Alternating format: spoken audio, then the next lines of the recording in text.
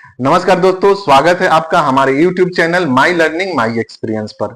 आज के वीडियो में हम ये सीखने वाले हैं, जमीन के मेजरमेंट में लगी बदल जाता है तो इसका क्या प्रभाव होता है। जैसे कि हमारे यहाँ 10 हाथ का लगी है, आपके यहाँ 8 हाथ का लगी हो सकता है, किसी और के यहाँ 6 हाथ का लगी हो सकता है। तो हम 3 एग्जाम्पल देके समझने वाले हैं कि लगी का चेंज हो जाने से जमीन के मेजरमेंट पे क्या प्रभाव पड़ेगा। तो चलिए हम फटाफट स्टार्ट करते हैं। सबसे पहला एग्जांपल हम लेते हैं, यदि लगी 10 हाथ का हो तो जैसे हम यहाँ पे लिखा है, लगी के बदलने से जमीन के माप पे क्या प्रभाव पड़ता है। यदि 10 हाथ का लगी हो, देखिए 10 हाथ का लगी हो तो इसका मतलब यह होता है कि इधर से भी 10 हाथ और इधर से भी 10 हाथ है, यहां भी 10 हाथ है और यहां भी 10 हाथ है और ये दोनों बराबर है। तो 10 हाथ का मतलब हुआ 15 फीट। क्या मतलब हुआ इसका? 15 फीट। ये पिछले वीडियो में मैंने बताया था। तो 15 फीट होता है, यानी कि इसका जब आप एरिया निकालेंगे, इसका क्षेत्रफल निकालेंगे तो 15 गुने 15 is equal to 225 square feet. यानी एक धूर जो होगा, एक धूर मैं यहां पे लिख देता हूं, एक धूर का कितना एरिया होगा? 225 स्क्वायर फुट। उसी तरह एक कट्ठा कितना हो जाएगा? एक कट्ठा कितना हो जाएगा? एक कट्ठा बराबर 20 गुने 225 यानी कि 4500 स्क्वायर फीट हो जाएगा। उसी तरह एक बीघा कितना हो जाएगा? एक बीघा बराबर 20 गुने 4500 4500 is equal to 90,000 90,000 square foot. अभी हमने एक एग्जाम्पल के ऊपर समझा, यदि 10 हाथ का लगी है तो कितना आया? एक बीघा, एक कट्ठा और एक धूर। मैं यहां पे लिख देता हूं 225, 4500 और 90,000। ये हो गया धूर, ये कट्ठा और ये बीघा। अभी हम दूसरे एग्जाम्पल से समझें। यदि 8 हाथ का लगी हो, 8 हाथ का लगी हो तो क्या होगा? ये 8 हाथ होगा, ये भी 8 हाथ होगा, ये भी 8 हाथ होगा और ये भी 8 हाथ होगा और ये डायगोनल बराबर होगा।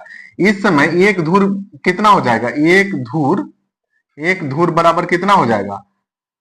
8 हाथ को हम 12 फीट लिख सकते हैं, 12 फीट हो जाएगा। यानी कि 12 गुने 12 बराबर 144 स्क्वायर फुट का एक धूर हो जाता है। उसी तरह एक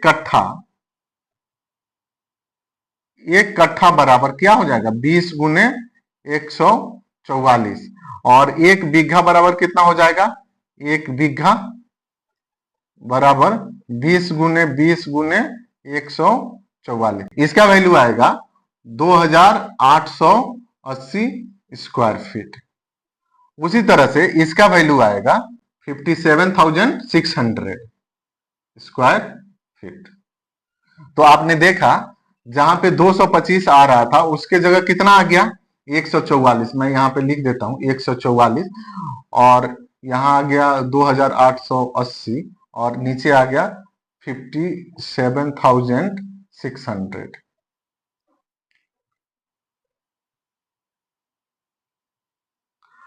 अब तीसरा कंडीशन है, यदि 6 हाथ का लगी हो, 6 हाथ का लगी हो तो क्या होगा? यानी कि इधर से 6 हाथ, इधर से 6 हाथ, 6 हाथ और 6 हाथ। मैं हाथ लिख देता हूं यहाँ पे, 6 हाथ, यहां भी 6 हाथ, यहां भी 6 हाथ और यहां भी 6 हाथ। हाथ को हम फीट में चेंज करेंगे तो 9 फीट आ जाएगा। अब इसका हम एरिया निकालेंगे, यानी कि एक धूर बराबर कितना हो जाएगा? 9 गुने 9 is equal to 81 square feet. अब देखिए, जहां 144 था वहां पे आ गया 81। उसी तरह से एक कट्ठा बराबर कितना होगा? 20 गुने 81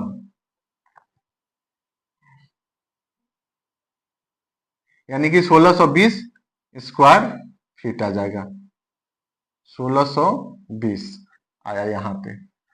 उसी तरह से 1 बीघा बराबर कितना हो जाएगा? 1 बीघा बराबर हो जाएगा 20 गुने 1620, यानी कि 0, 4, 12 और 3, ये 32,400, 32,400। तो आपने देखा जब 10 हाथ का लगी था तो 225 स्क्वायर फुट का एक धूर था, 4500 का एक कट्ठा था, 90,000 का एक बीघा था।